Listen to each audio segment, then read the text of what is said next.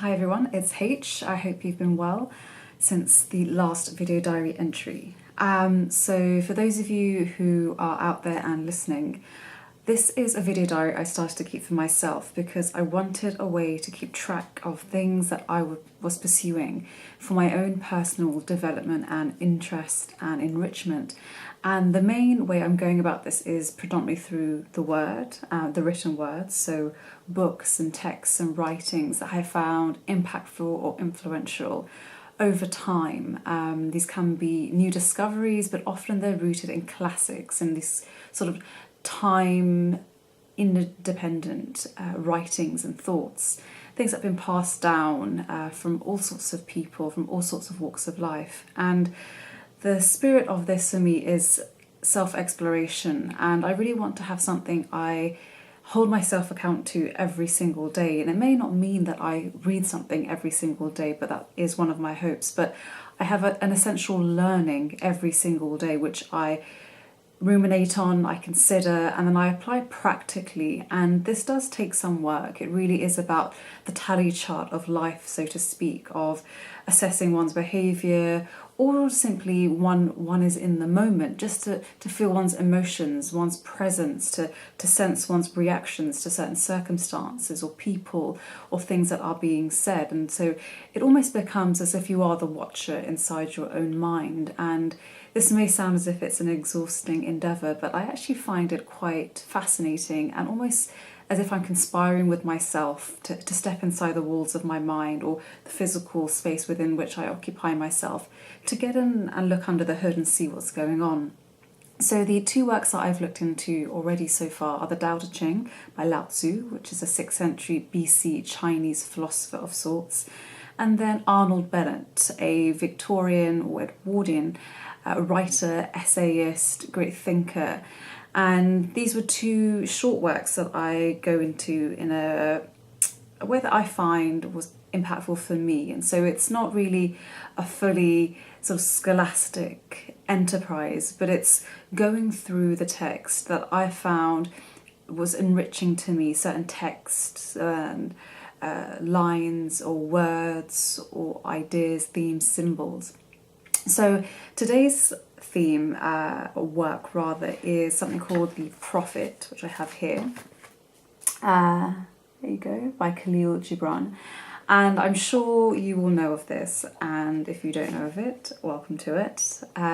It's something I came across rather serendipitously. I was, as I always do, looking online for other avenues to explore in terms of my intellectual pursuits, and I came across this recommendation, and it's a series of poetries, 26 prose poems written in succession of each other. And Gibran initially published these in 1923, and so similar sort of time to Arnold Bennett in terms of that lifespan of life experience and being surrounded by a certain coterie of creative individuals. You know, you're coming to the end, at least in the West, and so this end of the sort of a specific conservatism. It's pre-war, you have something like the Roaring Twenties coming into action.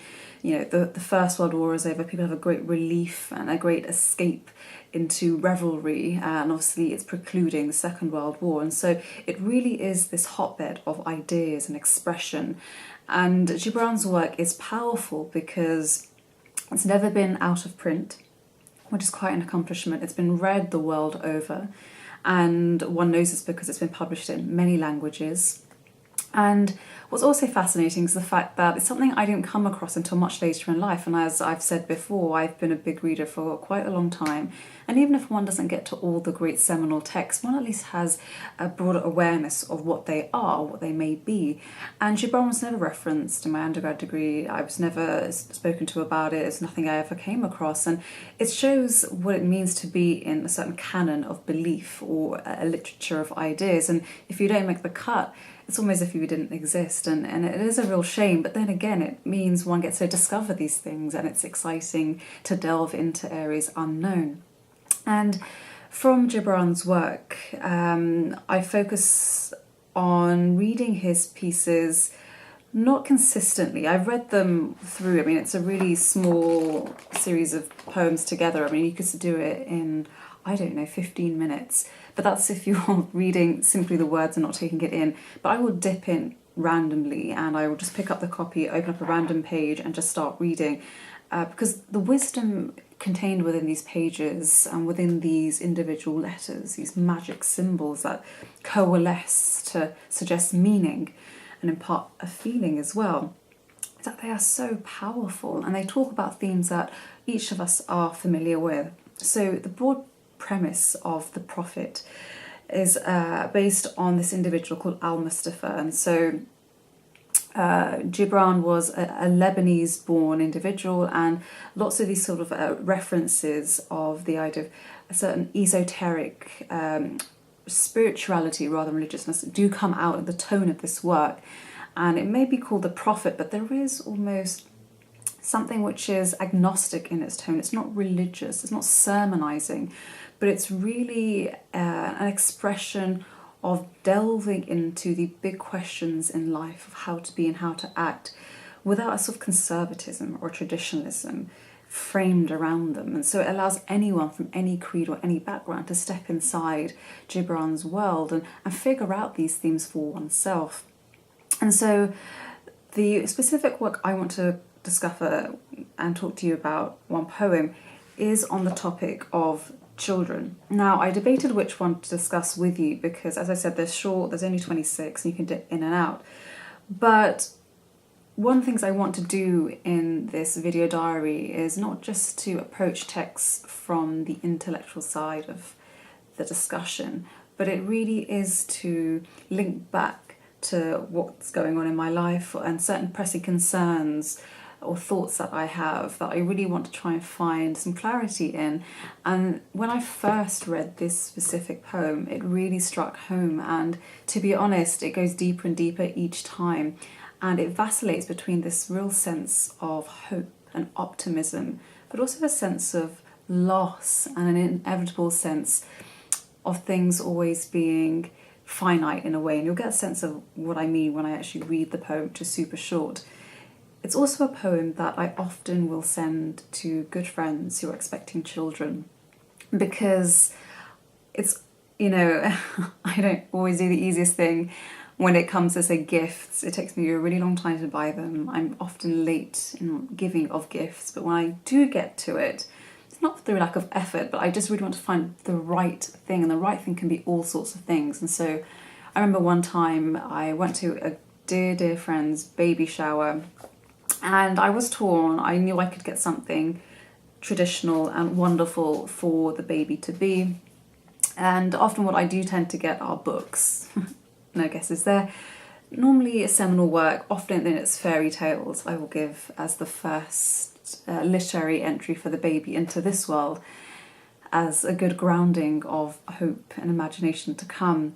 But I also decided to give my friend, instead rather, was this poem, and I felt slightly strange. I was a bit defensive in a way when I spoke to her about my giving this work to her, because it was actually a whole sort of list of resources as a mum to be, as a nurturer to be, in this very specific way that I thought could be enriching for me, that maybe not available from simply giving someone products. So, you know, I sourced various books and really short essays or pieces of music. There were a couple of podcasts, not just on the nature of being a parent and what it is to bring life into this world, to be responsible for a human being and to cultivate someone who will have an impact on the future. But it was also a collection of ideas based on what it is to love, based on the idea of expectation of love and connection, and how one can try to begin to self-regulate when it becomes your central goal to nurture a human being in this life of which they have no prerequisite experience, and perhaps you believe in past lives, but let's just take it as the slate that will be impressed upon in many ways. And I said to my friend, you know, I hope you don't mind, I will be giving you something material as well, but I just thought this was powerful. And this poem about children really did strike a chord. And I hope when I have other friends or family members who have babies, I will always remember to give this to them. Because as you get older, not only if you are the parent, but if you are the child, it is such a useful framework of thought when sometimes you have to extricate yourself from what you perceive as your responsibility as a child. And it can work both ways. It may be a reminder of certain essentials in life. You know, one talks of the importance of family, of that sort of nuclear family almost, you know, your parents or your siblings, and it could be cousins too. In a big Indian family, a lot more people are often included in that count. But it's not just about the blood connection of what it is to have family. There are many types of families that exist. But what's so important is that as you progress through life as an individual, as I do, and I build my own experiences and I clash with the world in many ways, and I have to take so much responsibility about how I live, it's done two things for me. And often individuals will say as they get older, or there's a certain point when they were getting old, they realise that their parents were just mortal and were like them. And yes, that could be the case. But what I found, and I do find increasingly, is that how I behave towards my parents is not a reflection just of our relationship. It's not just a reflection of who I am or how they're behaving towards me. I'm almost expressing a universal need of someone to feel heard or wanted and loved, and to have some of that deep love that was given to you earlier on reciprocated. And I try to remember this often in exchanges with my parents, to almost take myself out of it. And I know that sounds counterintuitive, because the love you have with your parents in any form that it comes is based off a subjective experience. But I just found increasingly, if I take myself out of it, there's I and me and needs and, you know, what's gone on for me with my relationship with my parents, I'm just a lot more generous with my time, with my tone, when I'm simply just respecting them as individuals who helped to create me, to bring me into this life, and they're just trying their best. They have been trying their best, and often they won't have the answers, they won't have the questions for me, and vice versa. I can't give them the best answers, and I can't promise them that I'm asking the right questions for myself either. And the second thing I've noticed as I get older with my parents is that I have to really cut the cord much harder than I thought I needed to, because I always get swallowed back in a sense of what's right to do, what's appropriate to do. And that builds over time, a bit like plaque on one's teeth, a type of residue, always a sense of them being in your debt, because you've given time, you've given some of your effort, you've chosen to be with them at this time, or to answer that second call when you already thought you'd finished on the first call. And I think that's really important as well. So it's a paradox, really, of realising on the one hand that there is that objective need for reciprocity still as you get older, but more on equal terms with your parents, but also that need to be able to step back enough to say, well, this is my separate path, and this is the poem for me, and crystallising that when sometimes I feel like I lose my way, or if I want to just try and embed a bit of objective, sort of almost serenity in how I behave towards my parents. So let me read it to you quickly, and then I think this entire prologue that I have spewed forth will make sense to you, I hope, because it does make sense to me. To begin, children. And a woman who held a babe against her bosom said, "Speak to us of children." And he said, this is Al-Mustafa, the prophet, who's been living on this island and is now, after 12 years, going back to his homeland. Let's go. Your children are not your children. They are the sons and daughters of life's longing for itself. They come through you, but not from you. And though they are with you, yet they belong not to you. You may give them your love, but not your thoughts, for they have their own thoughts. You may house their bodies, but not their souls, for their souls dwell in the house of tomorrow, which you cannot visit, not even in your dreams. You may strive to be like them, but seek not to make them like you, for life goes not backward, nor tarries with yesterday. You are the boughs from which your children as living arrows are sent forth. The archer sees the mark upon the path of the infinite, and he bends you with his might, that his arrows may go swift and far. Let your bending in the archer's hand be for gladness. For even as he loves the arrow that flies, so he loves also the bow that is stable. That's it. That's the entire poem, those few lines. And it's bows, not bows. That can happen when one talks out loud and cites poetry. I need to practice that. We take a moment just to take that in, and the central metaphor that we have here is that of the bow. What it is to be the bow and what it is to be the arrow. And here Khalil Gibran, or the Prophet Al-Mustafa, says to this audience that asks him for wisdom based on how to bring up children, how to respond to children, what is the role of parent and child. And he says to the parent, you should be that bow, that stability, the framework, the solid one that will keep the arrow exactly where it needs to be in the optimal position. And then as you take back that arrow and release it, you know that you have filled it with as much energy, as precision, as focus, but you must let it go. And then it is up to the arrow to choose the final destination.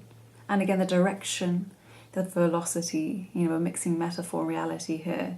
How you choose to go forward in life is something that you will construct as the child, but it is the foundation, the bow upon which you have built your initial understanding of relationships, of work, of values, of basic things, of what it is to tell the truth.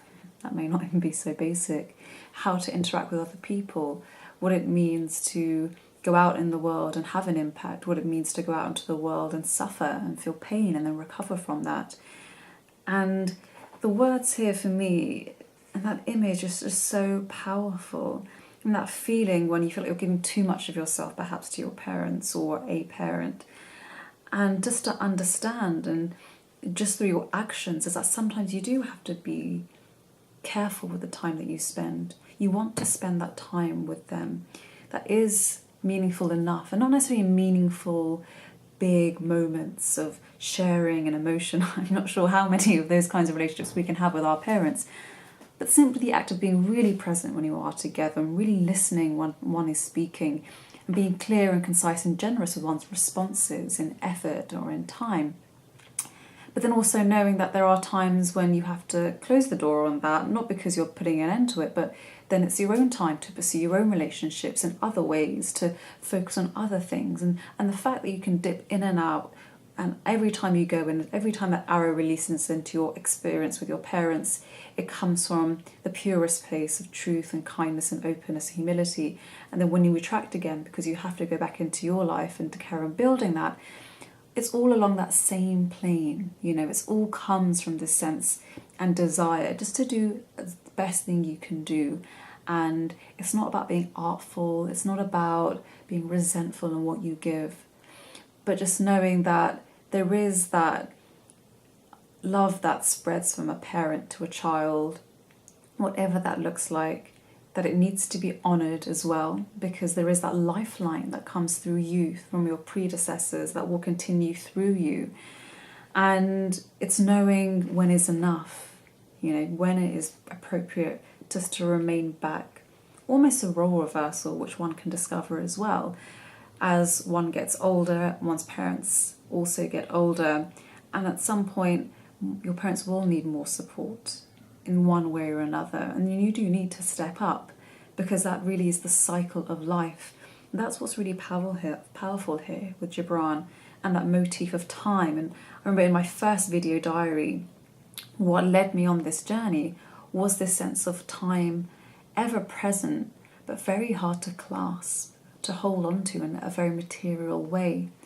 And Gibran references time, and he says, for their souls, i.e. the souls of the children who represent the future, dwell in the house of tomorrow, which you cannot visit, not even in your dreams.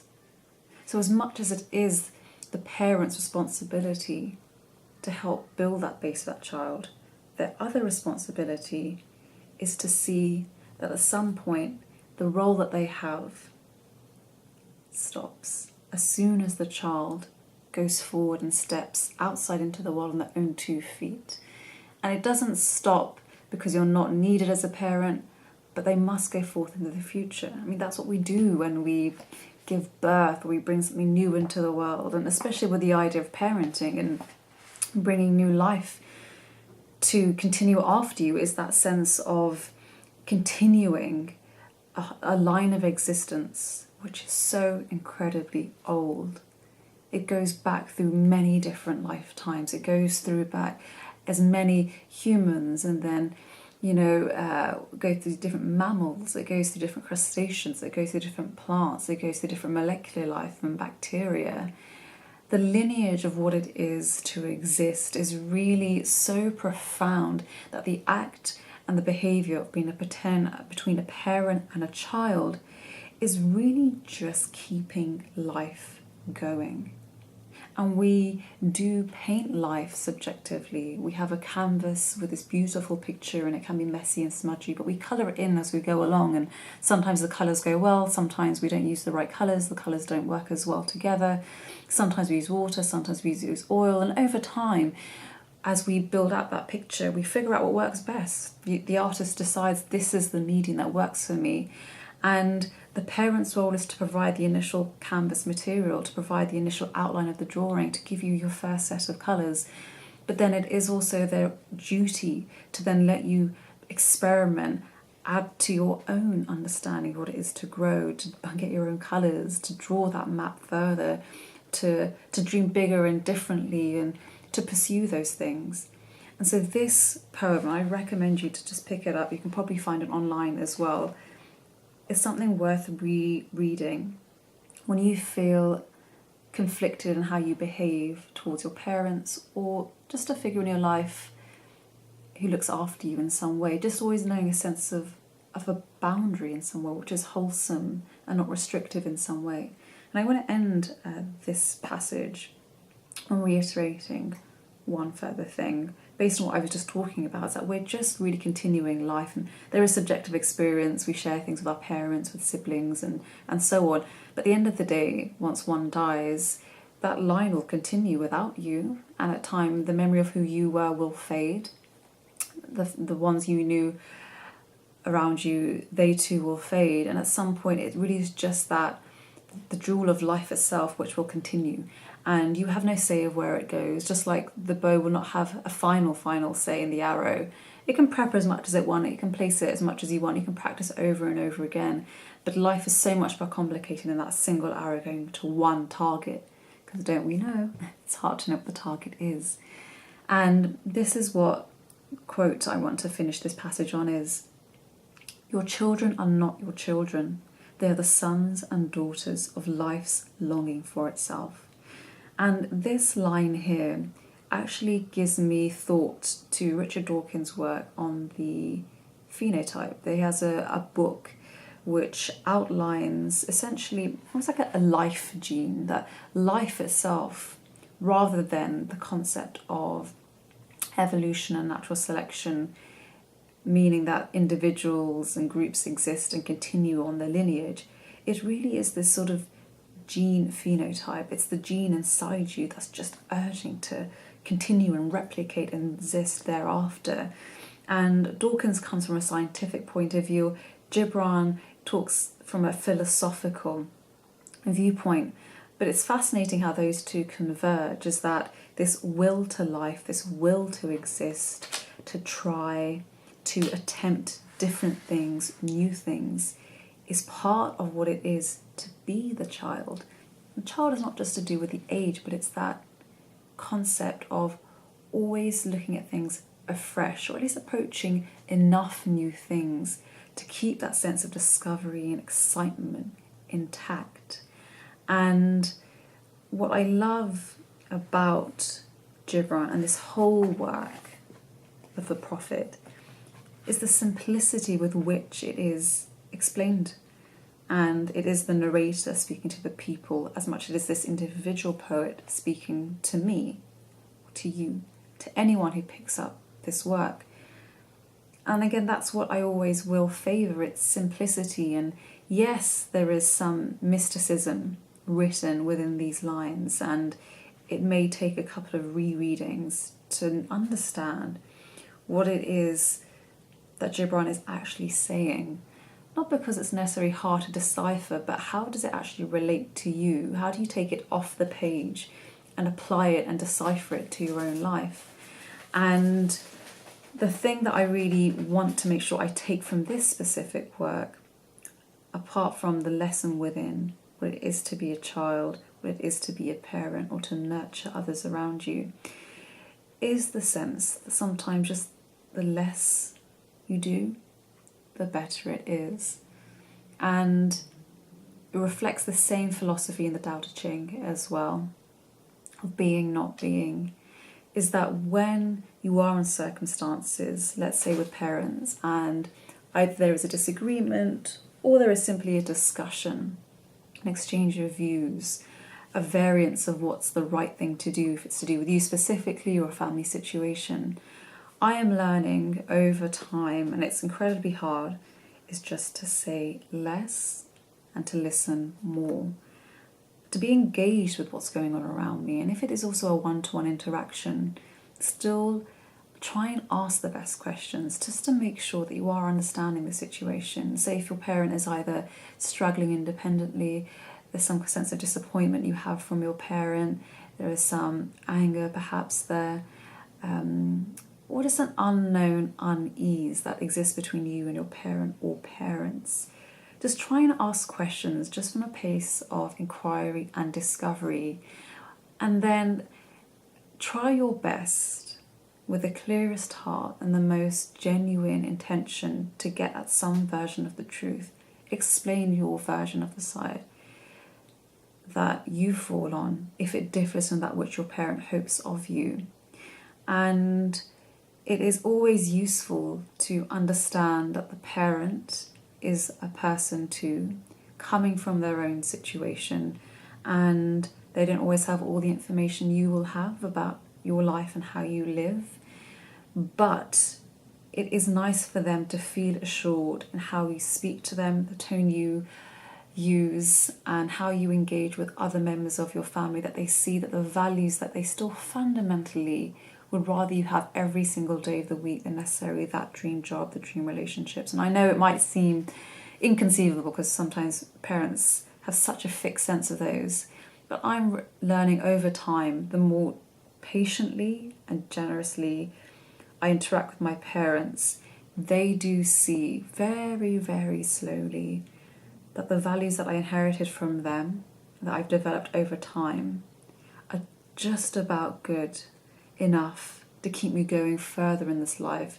to make them proud and to make myself proud, and the people who I come across favour my company just enough to be thinking that she was someone nice to have met, that seemed like a good person.